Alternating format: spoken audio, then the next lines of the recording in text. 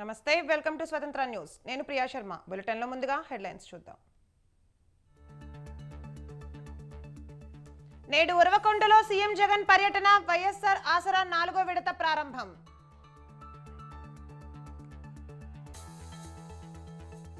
నేటి నుంచి జనంలోకి వైఎస్ షర్మిల ఇచ్చాపురం నుంచి జిల్లాల యాత్ర ప్రారంభం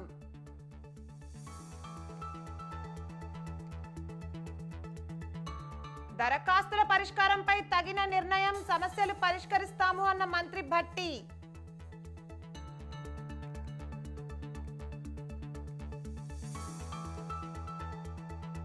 హైదరాబాద్ మెట్రో ఫేజ్ 2 కు ఖరారైన రూట్ మ్యాప్ కొత్తగా 70 కిలోమీటర్ల మేర ప్రతిపాదనలు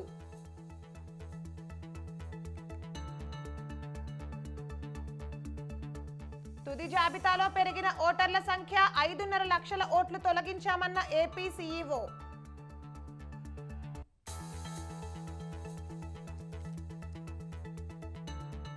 సామాన్య ప్రజలకు నేటి నుంచి దర్శన భాగ్యం బాలరాముడి కోసం క్యూ కడుతున్న భక్తజనం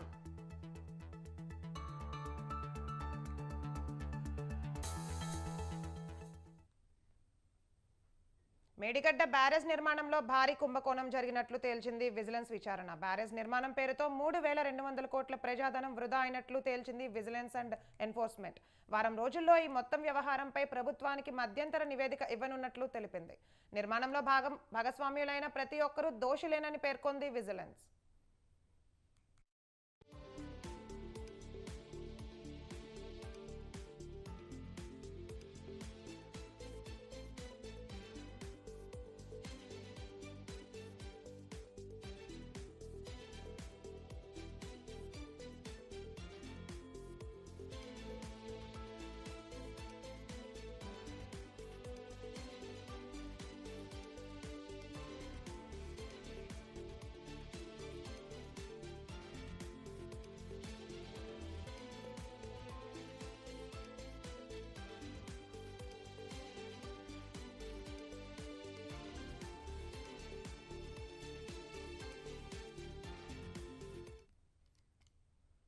రాష్ట్రంలో రియల్ ఎస్టేట్ రంగ అభివృద్ధికి తమ ప్రభుత్వం ప్రాధాన్యత ఇస్తోందని రాష్ట్ర ఉప ముఖ్యమంత్రి భట్టి విక్రమార్క అన్నారు డాక్టర్ బిఆర్ అంబేద్కర్ సచివాలయంలో భట్టి విక్రమార్కను national real estate development council Telangana విభాగ ప్రతినిధి బృందం కలిసింది రాష్ట్రంలో రియల్ ఎస్టేట్ మరింత అభివృద్ధి చెందేందుకు పలు సూచనలు ప్రతిపాదనలను ఈ బృందం భట్టికి అందజేసింది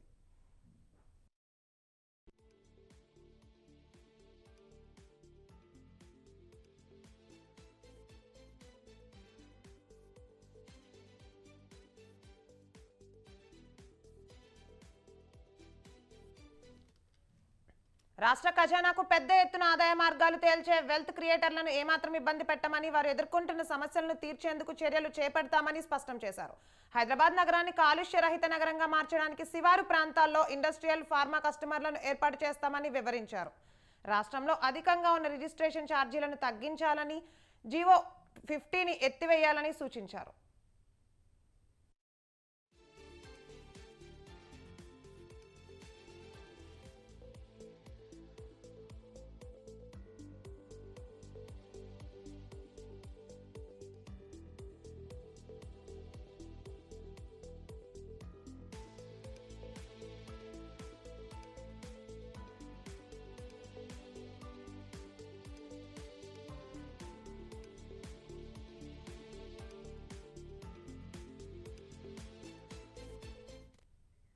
వచ్చే ఎన్నికల్లో వైసీపీ గెలుపు ఖాయమన్నారు ఎంపీ నందిగం సురేష్ సామాజిక సాధికార యాత్రలో పాల్గొన్న ఆయన వైసీపీది లగాన్ టీం అన్నారు ఈ టీంను ఎదిరించడం ఓడించడం ఎవరి వల్ల కాదు అన్నారు చంద్రబాబు పవన్ కళ్యాణ్ ఈ విషయాన్ని గుర్తుంచుకోవాలన్నారు ఎందరూ కలిసి వచ్చినా మళ్ళీ వైసీపీని ఓడించడం సాధ్యం కాదన్నారు మేరుగు నాగార్జున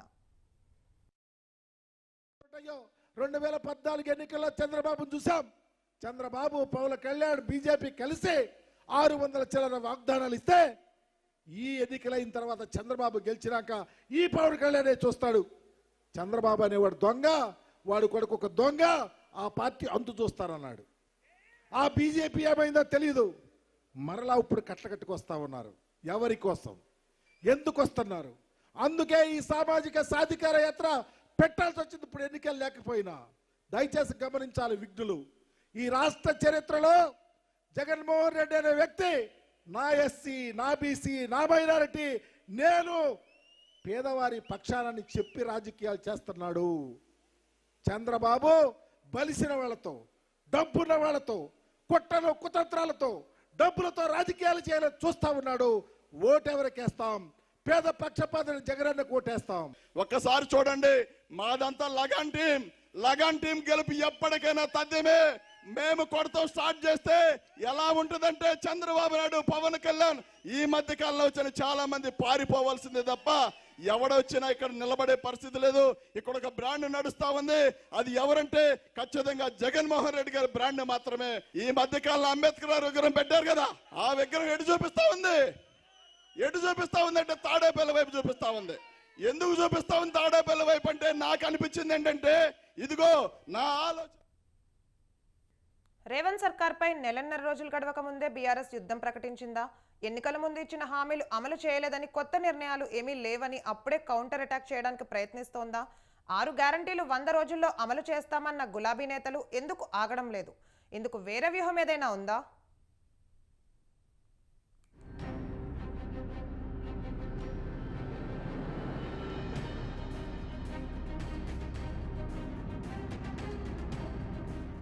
కాంగ్రెస్ అధికారంలోకి వచ్చి నెలన్నర రోజులు దాటిపోయింది. కొత్త ప్రభుత్వానికి సారథ్యాన్ని వహిస్తున్న సీఎం రేవంత్ రెడ్డి పరిపాలనపై తనదైన ముద్ర వేయడానికి ప్రయత్నిస్తున్నారు. ప్రజా సమస్యల పరిష్కారానికి అధిక ప్రాధాన్యత ఇస్తున్నారు. మౌలిక సదుపాయాల కల్పన, 6 గ్యారెంటీల అమలు వంటి సంక్షేమ కార్యక్రమాలను అమలు చేయడంపై దృష్టి సారించారు. వీటితో పాటు పెట్టుబడుల లక్ష్యంగా దావోస్ పర్యటనకు వెళ్లారు. ఈసారి దావోస్ పర్యటనలో రాష్ట్రానికి పెట్టుబడులు భారీగా వచ్చాయి. అయితే అధికారంలోకి వచ్చిన వెంటనే కాంగ్రెస్ పై బీఆర్ఎస్ విమర్శలు ఎక్కుపెడుతుంది.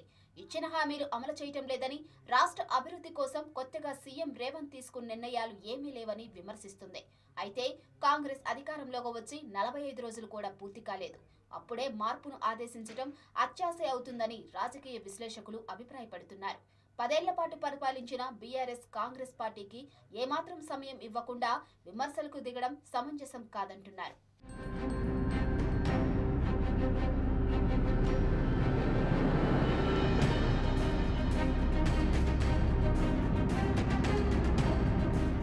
వాస్తవానికి కాంగ్రెస్ ఎన్నికల ముందు ఇచ్చిన 6 గ్యారెంటీలను 100 రోజుల్లో అమల్లోకి తెస్తామని ప్రకటించింది. ఉచిత బస్సు పథకాన్ని 2-3 రోజుల్లోనే అమల్లోకి తెచ్చేసింది. మిగతా పథకాల కోసం దరఖాస్తులు తీసుకుంది. ప్రస్తుతం అవి పరిశీలన దశలో ఉన్నాయి. ఇచ్చిన హామీలను 100 రోజుల్లో అమలు చేస్తామని కాంగ్రెస్ ప్రభుత్వం చెబుతున్నప్పటికీ బీఆర్ఎస్ మాత్రం రోజు రోజుకు విమర్శల వేడి పెంచుతూనే ఉంది. ఇచ్చిన హామీలను సీఎం రేవంత్ యూటర్న్ తీసుకుంటున్నారని ఆరోపణలు చేస్తుంది.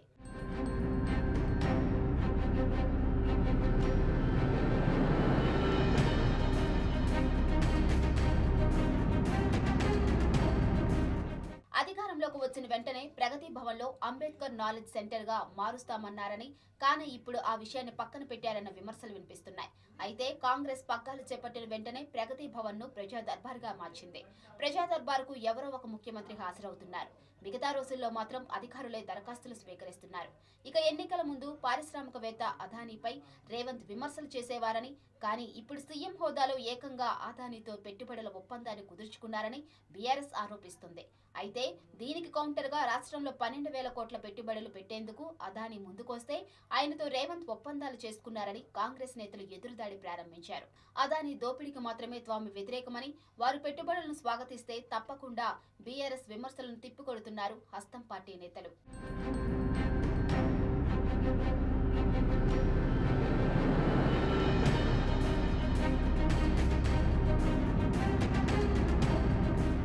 ఇక ప్రభుత్వం సలహాదారు నియామకాలపై కూడా రేవంత్ సర్కార్పై బీఆర్ఎస్ విమర్శలు చేస్తుంది.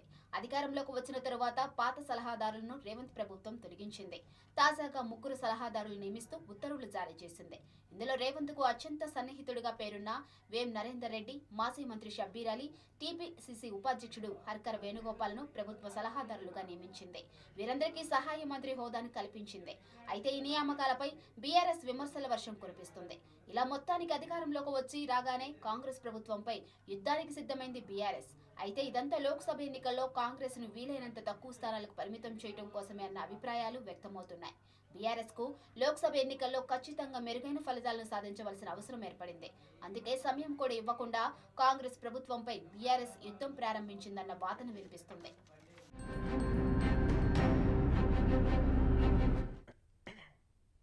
ముఖ్యమంత్రి మంత్రుల అధికారంలో ఉన్నామన్న సోయ తప్పి మాట్లాడుతున్నారని మాజీ మంత్రి జగదీష్ రెడ్డి ఆరోపించారు. కాంగ్రెస్ మొన్నటి అసెంబ్లీ ఎన్నికల్లో ఇచ్చిన హామీల అమలును ప్రశ్నిస్తే ఆ పార్టీ నేతలకు అసహనం పెరుగుతోంది అన్నారు. మంత్రి కోమటిరెడ్డి వెంకటరెడ్డి ఎప్పుడేం మాట్లాడతారో ఆయనకు తెలియదని విమర్శించారు. నవంబర్ నుంచి విద్యుత్ బిల్లులు కట్టొద్దని కోమటిరెడ్డి చెప్పిన విషయాన్ని మాజీ మంత్రి కేటీఆర్ చెప్పారు అన్నారు. కేటీఆర్ నిజం చెప్తే కోమటిరెడ్డి చిన్న పెద్ద అనే తేడా లేకుండా మాట్లాడుతున్నారని మండిపడ్డారు. కోమటిరెడ్డి కాంగ్రెస్ లోనే ఉంటూ మనుగోడు ఉప ఎన్నికల్లో బీజేపీ అభ్యర్థి అయిన తన తమ్ముడికి ఓట్లేయమని చెప్పింది నిజం కాదా అని ప్రశ్నించారు. ఆయన మేము డిసెంబర్ 9కి వస్తున్నాం కాబట్టి నవంబర్ నెలలో కూడా మేమే కడతాం, మీరు కట్టకండి, ఎవరైనా వస్తే కోమటిరెడ్డి వెంకటరెడ్డి చెప్పిండు అని చెప్పండి అని కదా మాట్లాడి. అదే విషయాన్ని నిన్న కేటీఆర్ గారు గుర్తు చేసి తమ్ముడిని ముందే బీజేపీలో పంపించి ఒకవేళ బీజేపీ వచ్చే పరిస్థితి ఉంటే నేను వెనకమ్మడి వస్తా, నువ్వు ముందు పోమని చెప్పి తోలి కాంగ్రెస్ ద్రోహం చేసి బీజేపీలో పోయిన నీ తమ్ముడికి ఓట్లేయమని చెప్పి కాంగ్రెస్ లో ఉండి రాజకీయ వ్యభిచారం చేసింది నువ్వు. ఇటువంటి నీచ పనులన్నీ చేసేది మీరు అన్నదమ్ములు. సొంత పార్టీకి ద్రోహం చేయడం, మళ్ళీ ఇటేదో మంచిగా నడుస్తుంది అని చెప్పి మళ్ళీ ఇళ్ళ తెచ్చుకొని తమ్ముడిని బీఆర్ఎస్ ను ముక్కలు చేయడం నీతోని కాదు, నీ తాతతరం కూడా కాదు. మీ పగల్వాళ్ళు మాని ప్రజలు అడుగుతున్నది మీ హామీల గురించి, అది చేయండి. హామీలు అడుగుతారు, దీంట్లో నుంచి తప్పించుకోవడం కొరకు చేసే డ్రామాలలో భాగంగా ఇవన్నీ మాట్లాడుతున్నారు. నువ్వు పోయిన రివ్యూ, అధికారిక రివ్యూ, దాంట్లో ప్రజలకు చెప్పాల్సింది నువ్వు ఇచ్చిన హామీని. తెలంగాణలో కాంగ్రెస్ బీజేపీ ఒక్కటయ్యాయని మాజీ మంత్రి నిరంజన్ రెడ్డి అన్నారు. బీజేపీ కీలక నేతలను అసెంబ్లీ ఎన్నికల్లో బీఆర్ఎస్ పార్టీ ఓడించింది అన్నారు. ఎమ్మెల్యే కోటా, ఎమ్మెల్సీ ఎన్నికలకు వేర్వేరు నోటిఫికేషన్లు ఇచ్చి కేంద్రం కాంగ్రెస్ కు సహకరించింది అన్నారు. పార్లమెంట్ సమీక్షా సమావేశాల్లో క్షేత్రస్థాయిలో పార్టీ శ్రేణులు ఫీడ్బ్యాక్ తీసుకుంటున్నామన్నారు. బీఆర్ఎస్ పార్టీ అనేక సవాళ్లను ఎదుర్కొంటోంది అన్నారు. కాంగ్రెస్ పార్టీకి ప్రజలు భారీ ఆధిక్యత ఇవ్వలేదు అంటున్నారు. ఫిబ్రవరి మొదటి వారంలో దఫాల వారీగా అసెంబ్లీ నియోజకవర్గాల్లో జరిగే సమీక్షల షెడ్యూల్ను కేసీఆర్ ప్రకటిస్తారు అని ఆయన తెలిపారు. మొదటి వారంలో పార్టీ అధినేత శ్రీ కేసీఆర్ గారు స్వయంగా ప్రకటిస్తారు. వారి సూచన మేరకు దశల వారీగా లేదా దఫల వారీగా 119 నియోజకవర్గాలకు సంబంధించినటువంటి అసెంబ్లీ నియోజకవర్గాల వారీగా జరిగేటువంటి సమీక్షను షెడ్యూల్ ఖరారు చేస్తారు. ముందు ఒక 30-40, ఆ తర్వాత మళ్ళీ ఒక 30-40, ఆ విధంగా అందరి యొక్క సమయాన్ని దృష్టిలో పెట్టుకొని నియోజకవర్గాల వారీగా ఈ సమీక్షలు నిర్వహించేటువంటి దానికి కూడా ఫిబ్రవరి మొదటి వారం నుంచి శ్రీకారం చుడతామని చెప్పి అనుకుంటున్నాం. అది షెడ్యూల్ అంతా కూడా కేసీఆర్ గారితో మాట్లాడిన తర్వాత వర్కింగ్ ప్రెసిడెంట్ అనౌన్స్ చేస్తారని చెప్పి అనుకుంటున్నాం. ఇచ్చినటువంటి హామీలను అమలు చేసేటువంటి దిశగా కాకుండా పరిపాలన, ఏ మంత్రిత్వ శాఖ అయినా ఏ మంత్రి అయినా వాళ్ళు నిత్యం మాట్లాడుతున్నటువంటిది ఎట్లా అమలు చేస్తామనేది పక్కకు పెట్టేసి గత ప్రభుత్వ పాలన మీదనే నిందారోపణలు చేస్తూ అభాండాలు వేస్తూ మాట్లాడేటువంటి విధంగా పోతున్నారు. ఏం మాట్లాడినా అప్పులు అనేటువంటి మాట మాట్లాడుతున్నారు. సో ఇటువంటి విషయాలన్నింటినీ ఎండగట్టాలని, అదేవిధంగా వాళ్ళు ఇచ్చినటువంటి 420 హామీలు, మొత్తం 420 హామీలు, 6 హామీల అజెండా 13 100 రోజుల్లో చేసేటివి, మిగతావి వాళ్ళ పాలనా కాలంలో తలపెట్టినటువంటి అన్ని కలిపితే 420. ఈ 420 హామీలను అమలు చేయడం కోసం ప్రభుత్వం మీద ఒత్తిడి తెచ్చేటువంటి విధంగా క్షేత్రస్థాయిలో పార్టీ పనిచేయాల్సి ఉంటుందని చెప్పి దిశానిర్దేశం చేసినాం. బీజేపీ, కాంగ్రెస్ రెండు పార్టీలు జాతీయ స్థాయిలో తమకు తాము వైరుపక్షాలని చెప్పుకుంటున్నప్పటికీ ఆచరణలో వాళ్ళ యొక్క తీరు మొన్న మాజీ అధ్యక్షుడు బండి సంజయ్ గారు మాట్లాడినటువంటి స్పష్టంగా ఆయన నోటి నుంచే మాట్లాడింది. మనం కొట్లాడే తర్వాత తెలంగాణలో భూ సమస్యల పరిష్కారం కోసం ఏర్పాటు చేసిన ధరణి కమిటీ 3వసారి సమావేశమైంది. ధరణి డేటాను పరిశీలించడం, పోర్టల్లో చేయాల్సిన సాంకేతిక మార్పులపై చర్చించారు. ధరణిలో ఉన్న లొసుగులపై చర్చించినట్లు కమిటీ సభ్యుడు రేమంత్ తెలిపారు. దీనిపై కలెక్టర్లతో సమావేశం నిర్వహిస్తామని చెప్పారు. అలాగే గ్రామాల్లో పర్యటిస్తామని అన్నారు. భూ యజమానుల నుంచి సూచనలు తీసుకుంటామని తెలిపారు. తమ కమిటీ ఏ సమస్యను పరిష్కరించదని, నివేదికను మాత్రమే సిద్ధం చేస్తుంది అని వివరించారు. భూ యజమానికి తెలియకుండానే భూ లావాదేవీలు జరిగినట్లు తమ దృష్టికి వచ్చిందని ధరణి కమిటీ సభ్యుడు కోదండరెడ్డి తెలిపారు. భూ రికార్డుల్లో కొన్ని సమస్యలు ఉన్నాయని చెప్పారు. ధరణిపై చాలా కేసులు హైకోర్టులో పెండింగ్లో ఉన్నట్లు తెలిపారు. పరిశీలించిన దాంట్లో 2018లో అప్పటి ప్రభుత్వం ఒక సర్కులర్ ద్వారా ధరణి 2-3 కమిటీలు కూడా వేసింది. దాని తర్వాత 2020లో చట్టం కూడా తీసుకొచ్చింది. మా పరిశీలనలో 2018 అంటే ఎన్నికల కంటే ముందు, అప్పటి నుంచి మొన్నటి వరకు కొత్త ప్రభుత్వం వచ్చే వరకు సూచనలు కూడా అవన్నీ పరిశీలిస్తే సమస్య పరిష్కారం కాకపోగా ఒకదానికి ఒకటి సంబంధం లేదు. చట్టం పరిశీలన చేస్తే ఎక్కడ కూడా అధికారాల గురించి కలెక్టర్కు ఉండే అధికారం ఇప్పుడు చెప్తున్నారు కదా, కలెక్టర్కు చివరిగా అధికారం ఉంటుంది. అధికారాల విషయంలో ఎక్కడ కూడా ప్రస్తావన లేదు. కాబట్టి గత ప్రభుత్వం చట్టాన్ని చేసేటప్పుడే ఇందులో చాలా లోపాలు ఉన్నాయి. తర్వాత సర్కులర్లు, జీవోలు అనేక రకాలుగా వెళ్ళినాయి. ఇదొక మేము పరిశీలనలో వచ్చిన విషయం. సమస్యలు అనగానే చాలా ఎమోషనల్ కూడుకున్నాయి కూడా. 20 ఏళ్ళుగా భూమి హక్కులతో పనిచేస్తున్న వ్యక్తిగా భూమి సమస్యల పరిష్కారం ఎంత క్లిష్టమో అది అంత తొందరగా ముగించడం కూడా అంత అవసరం కూడా. క్లిష్టం ఉంది కాబట్టి మనం అందరం కలిసి కృషి చేసి ఏదో ఒక పరిష్కారం చూపించాలి. నేను ఒక 2-3 విషయాలు మీ దృష్టికి తీసుకొస్తాను, కొంత క్లారిటీ వచ్చే ప్రయత్నం వస్తుంది దాని మీద. ఈ రోజున మనము దేశవ్యాప్తంగా కాగితాల రికార్డుని కంప్యూటర్లకు ఎక్కించే కార్యక్రమం చేస్తూ వస్తున్నాం. ధరణి కూడా అలాంటి కార్యక్రమమే జరిగింది. కంప్యూటర్లకు ఎక్కించి ఏం జరిగింది, ఇంకా కమిటీ చూడాల్సింది ఏంటంటే ఈ చట్టాలలో ఏమైనా ఇంకా మార్పులు కావాలా, నియమాలలో ఏమైనా మార్పులు కావాలా, ఉత్తర్వులు ఇంకా మార్చుకోవాలి కూడా చూడాలి, చట్టబద్ధత కూడా చూడాలి. అయోధ్యలో అపూర్వ ఘట్టం ఆవిష్కృతమైంది. భవ్య రామ మందిరంలో నేత్రపర్వంగా బాలరాముడి ప్రాణప్రతిష్ఠ కార్యక్రమం అంగరంగ వైభవంగా నేత్రపర్వంగా సాగింది. ప్రధాని Narendra Modi, RSS chief Mohan Bhagwat, UP CM Yogi Adityanath, UP governor Anandiben ఈ క్రతువులో పాల్గొన్నారు. మంగళ వాయిద్యాలు, మంత్రాల మధ్య ఘనంగా పూజలు నిర్వహించారు. గర్భగుడిలో బాలరాముడి విగ్రహాన్ని ప్రతిష్ఠించి ప్రాణ ప్రతిష్ఠ క్రతువు జరిపి నిర్ణీత ముహూర్తానికి విగ్రహం కళ్ళపై అడ్డంకులను తొలగించారు. వేద మంత్రాల మధ్య ప్రధాని మోదీ బాలరాముడికి మొదటి పుష్పాంజలి సమర్పించారు.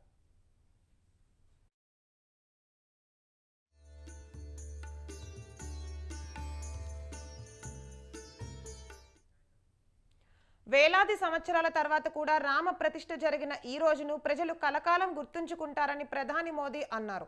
ఇక అయోధ్యలో కాల్పులు, కర్ఫ్యూలు ఉండవని యూపీ సీఎం యోగి ఆదిత్యనాథ్ అన్నారు. ఆదిత్యలో రామ్ లల్లాతో భారత్ ప్రతిష్ఠ తిరిగి వచ్చినట్లయింది అని సర్సంఘ్ చాలక్ మోహన్ భగవత్ చెప్పారు. 100 वर्षों के लंबे अंतराल के उपरांत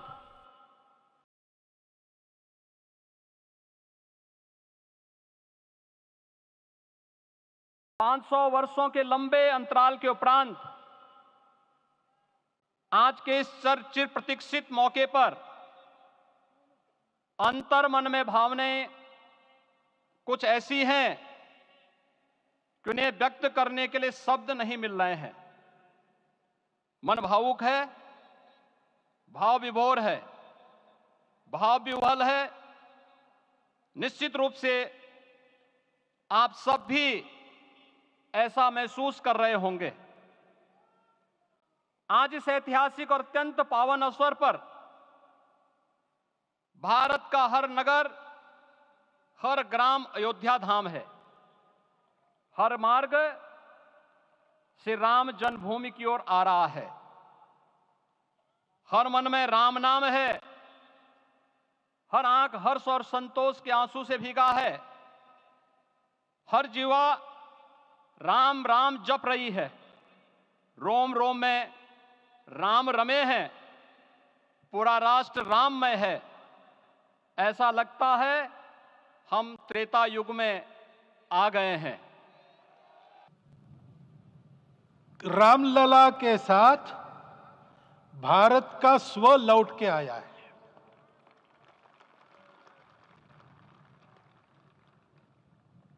और संपूर्ण विश्व को त्रासदी से राहत देने वाला एक नया भारत खड़ा होके रहेगा, इसका प्रतीक आज का कार्यक्रम बन गया है। ऐसे समय में आपके उत्साह का, आपके आनंद का वर्णन कोई नहीं कर सकता। हम यहां पर अनुभव कर रहे, पूर्ण देश में यही वातावरण है। छोटे छोटे मंदिर के सामने दूरदर्शन पर इस कार्यक्रम को सुनने वाले हमारे समाज के करोड़ों बंधु वहां पहुंच न पाए, ऐसे घर घर के हमारे नागरिक सज्जन, माता भगिनी सब भाव विभोर है, सब में आनंद है, सब में उत्साह है। और ऐसे समय में जोश की बातों में थोड़ी सी होश की बात करने का काम मुझे ही दिया जाता है। हमारे रामलला अब टेंट में नहीं रहेंगे।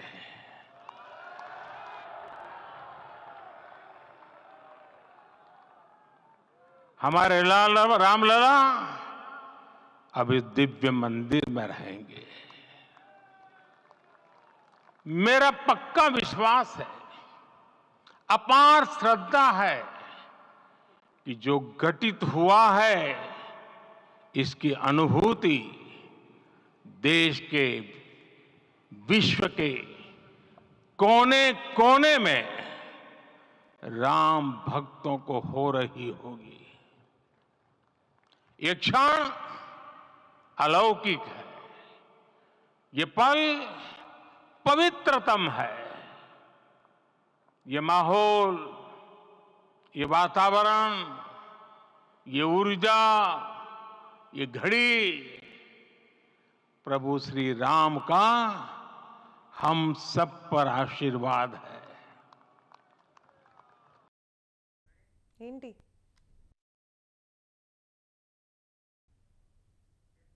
అయోధ్యలో బాలరాముడి ప్రాణప్రతిష్ఠ సందర్భంగా నరేంద్ర మోడీ ఢిల్లీలోని తన నివాసంలో బాలరాముడి విగ్రహాన్ని ఏర్పాటు చేసి దీపారాధన చేశారు. అలాగే సరయూ నదీ తీరంలో కొలువైన బాలరాముడి ఆలయంలో దీపాలను వెలిగించారు. అయోధ్యలో ఎటు చూసినా రామనామ సంకీర్తనలు, ఆధ్యాత్మిక కోలాహలమే కనిపించింది. ఒకవైపు విద్యుత్ కాంతులు, మరోవైపు దీప అలంకరణ మధ్య మిరుమిట్లు గొలిపింది. ప్రతి ఒక్కరూ శ్రీరాముని మహానామాన్ని జపిస్తూ తన్మయత్వంలో మునిగి తేలారు. అయోధ్య నగరం మొత్తం ఆధ్యాత్మిక శోభతో, సరికొత్త తేజంతో కలకలలాడింది.